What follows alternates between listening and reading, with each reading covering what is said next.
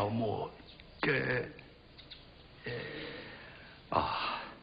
这是洞庭湖底的一味千年水胆，据说服用以后可以立即断掉鸦片烟瘾，恩师不妨一试。惭愧啊！老朽60年宦海沉浮，谁料木眼竟折倒在烟枪之下。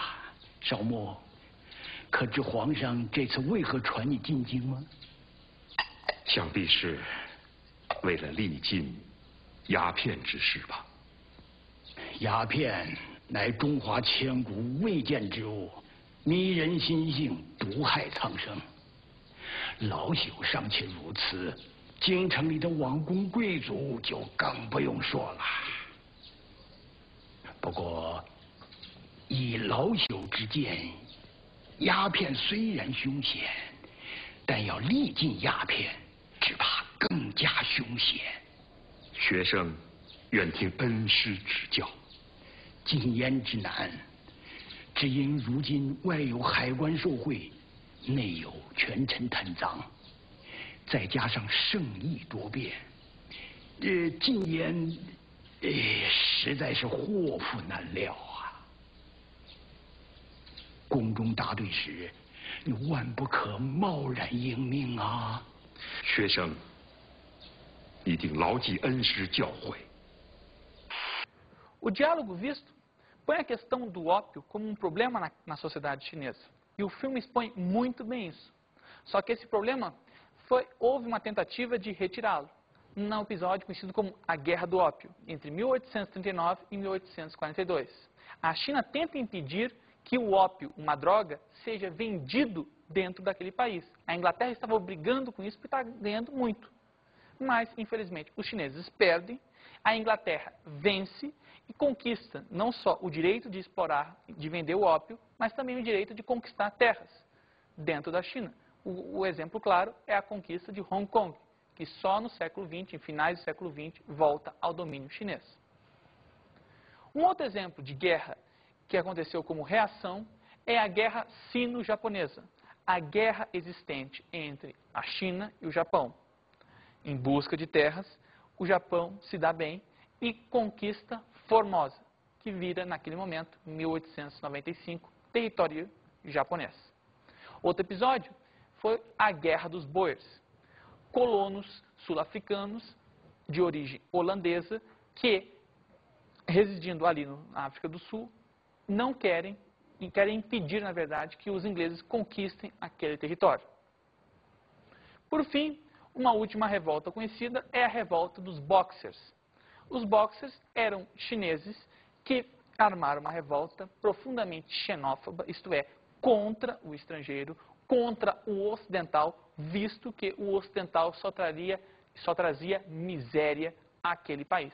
A revolta dos Boxers foi uma revolta muito forte, mas mesmo ela não conseguiu impedir a dominação ocidental na China. Bom, tendo em vista essas reações, nós podemos agora traçar, digamos assim, as consequências do imperialismo. Como consequências do imperialismo, nós podemos dizer que ele está ligado à Primeira Guerra Mundial. Veja, segunda Revolução Industrial vai gerar o imperialismo vai levar à Primeira Guerra Mundial. Nós podemos notar uma certa decadência do imperialismo no período posterior à Segunda Guerra Mundial. Esse imperialismo que vai entrar em decadência após a Segunda Guerra Mundial vai ver que os países que ele havia colonizado, os países que ele havia conquistado, vão se tornar cada vez mais independentes. As políticas imperialistas entram em crise e nós temos aí como consolidado o episódio da descolonização afroasiática, descolonização na qual os países africanos e asiáticos que estavam sob o domínio europeu conquistam a sua independência. Só que a conquista de sua independência vai gerar um novo tipo de dominação. Uma dominação que é uma dominação não direta, política, domínio dos territórios, mas uma dominação econômica, uma dependência econômica. A dominação prossegue até os dias de hoje. E o episódio do imperialismo, apesar de toda a sua força, apesar de toda a sua consequência, das mortes que causou, dos lucros que causou a poucos, bem, mesmo assim, ele fica com uma lição de algo que ainda não acabou por completo e sim modificou a forma. Bom, gente, agora nós vamos à nossa dica de estudos.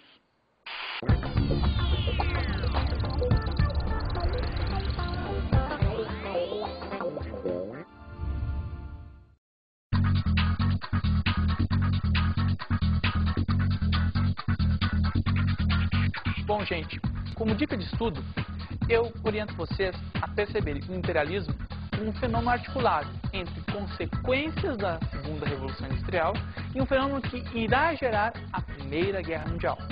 Um outro fator é entender que o imperialismo não é simplesmente uma conquista militar, mas também uma dominação ideológica, de uma forma mais sutil, uma certa aceitação. A ideologia do imperialismo que privilegia a superioridade do homem europeu sobre aqueles que não são civilizados, aqueles que são considerados como bárbaros.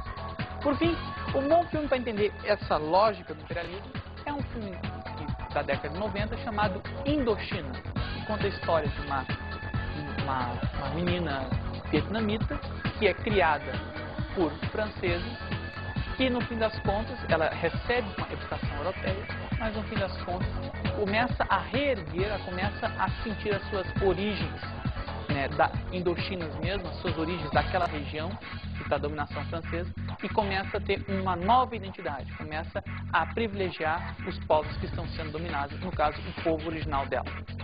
Um bom filme para entender essa questão. Bem, gente, mas é isso. Nos vemos na próxima. Grande abraço e até.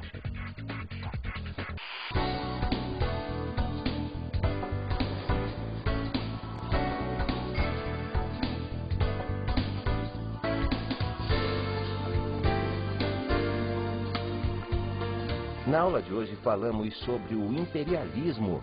Abordamos as práticas do imperialismo. As práticas do imperialismo ocorrem numa Europa da bela época, da era vitoriana, no qual ela se via como superior a qualquer outro continente, a qualquer outro povo, e se via no direito e obrigação de levar a civilização e os bons costumes ao outro povo. Isso através da força militar, da conquista de territórios e também através da questão ideológica da cultura da época que legitimava este avanço. E vimos as consequências do imperialismo.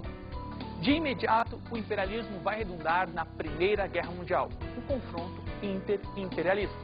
Mas, um pouco mais adiante, podemos notar que o imperialismo vai mudar as práticas. Isto é, após a Segunda Guerra Mundial, haverá movimentos de descolonização. Isto é, a prática imperialista de domínio direto vai acabar. Agora surgirá uma nova prática que será difundida até os dias de hoje. O imperialismo econômico, o domínio econômico, uma forma indireta. Até a próxima aula.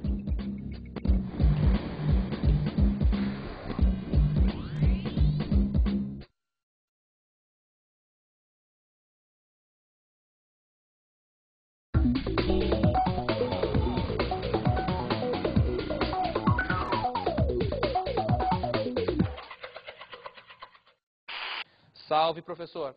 Bom, na minha dica de hoje, eu aconselho trabalhar o imperialismo da seguinte forma. Uma enquanto palavra, uma outra forma enquanto contexto. Veja bem, o imperialismo enquanto palavra vale para várias épocas, mas enquanto contexto de determinada época deve ser levado em conta. Isto é, o imperialismo romano, o imperialismo ateniense é completamente diferente do imperialismo do século XIX, o imperialismo inglês, por exemplo. Levar o aluno a refletir exatamente isso. Há uma palavra que não deve ser estendida a todas as épocas, porque cada época tem a sua determinada peculiaridade. Bem, no mais é isso. Nos vemos na próxima. Uma boa aula. Até mais.